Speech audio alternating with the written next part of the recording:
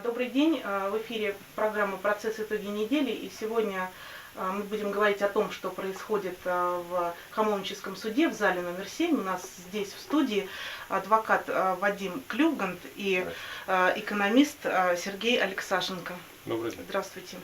Первый вопрос хотелось бы задать вам, Вадим Владимирович. Что же такого удивительного и необычного произошло на минувших неделях в суде? Ну, последний свидетель, с которым мы поставили рекорд по продолжительности его допроса, то есть это 1,5 рабочих недели. Вот она особенность. Алексей Дмитриевич Голубович, ну, пожалуй, самый высокопоставленный из числа менеджеров ЮКОСа, кто у нас до сих пор побывали. Более того, он даже был акционером. Ну и, конечно же, еще одна причина, скрывать ее смысла нет, она известна всем наблюдателям. Это человек, который был выбран одной из основных мишеней обвинением, который в течение нескольких лет преследовался, вплоть до запросов о его аресте и экстрадиции. Он жил за границей, в Италии, до предъявления обвинения, он жил в нескольких странах. Вот, то есть человек, которому пришлось пережить на самом деле непростые, не самые приятные моменты в своей жизни.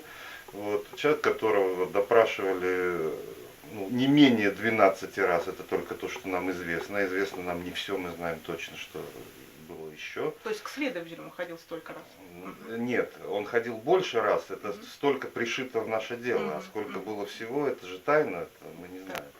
Например, у нас есть дополнительный допрос обвиняемого Голубовича, но нет основного, потому что человек, с одной стороны, находясь в таком вот сложном положении, человек, с одной стороны, не может позволить себе лжесвидетельство, да, и потому что это незаконно, и потому что это аморально, и потому что человек до сих пор вовлечен в профессиональное сообщество, и не последний человек, насколько я понимаю, в профессиональном сообществе.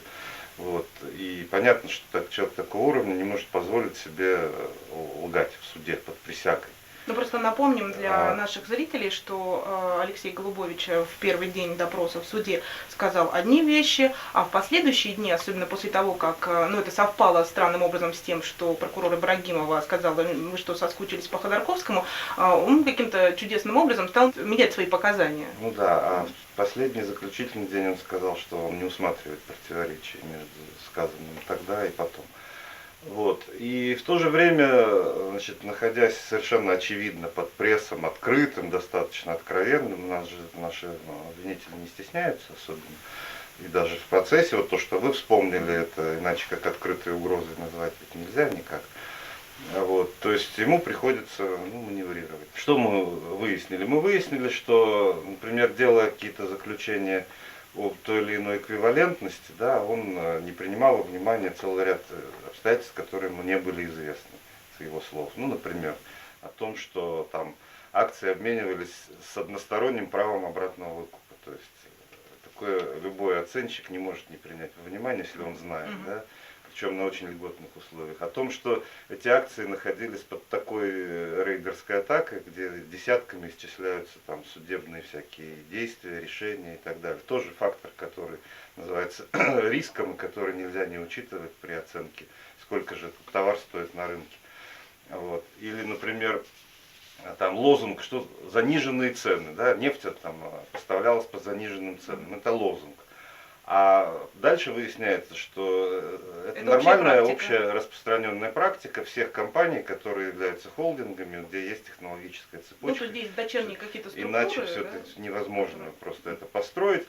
Ну и венцом всему этому, что была прибыль показана в отчетности, из этой прибыли финансировалась текущая деятельность и целая куча инвестиционных приобретений, в которых он лично в том числе принимал участие. Вот, и все это ему известно, и все это отражено в отчетности, и вот, и все.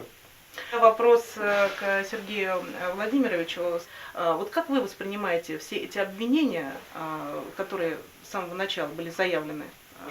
Ну, вы знаете, я бы сказал так, что само обвинение, оно достаточно абсурдное, потому что мы хорошо понимаем, что крупная, там, едва ли не крупнейшая нефтяная компания, не может вся добытая нефть куда-то исчезнуть. Да, то ее физически украсть невозможно, потому что она качается по трубам, которые принадлежат государственной компании. Сделать там столько ответвлений от нее, там, откачать нефть куда-то в сторону тоже невозможно, потому что все это контролируется.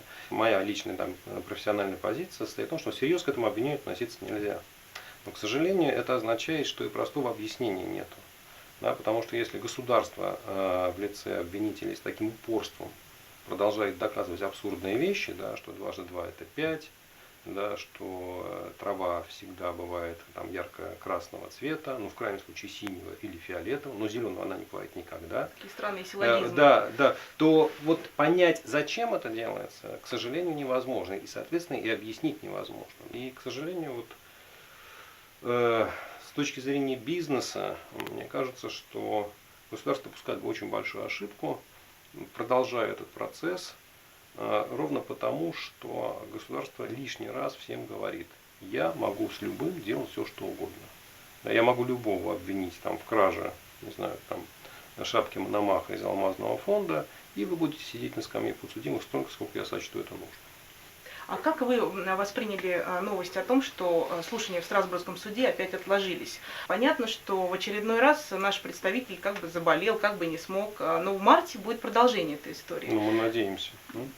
Очевидно, что Россия и ее представители, они абсолютно не понимают, да, ну, собственно говоря, ни как этот процесс будет заслушаться, никакие аргументы там можно приводить, ни исхода. Это, собственно говоря, для Страсбургского суда это такой прецедентный случай, потому что таких исков еще не было. Ни исков не такого масштаба, ни таких исков по содержанию.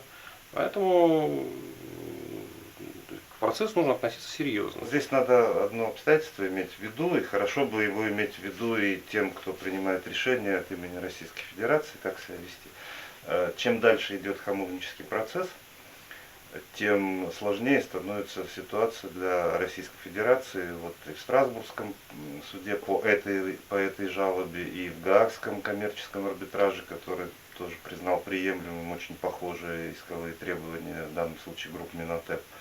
Здесь ЮКОС, там группа Минотеп. Что я имею в виду?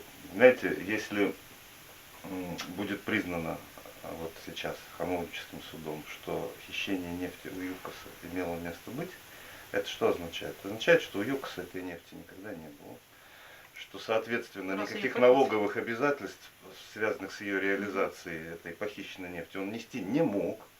Что, соответственно, все доначисления и начисления налоговой службы и последовавшие на этом основании банкротство, все это фикция.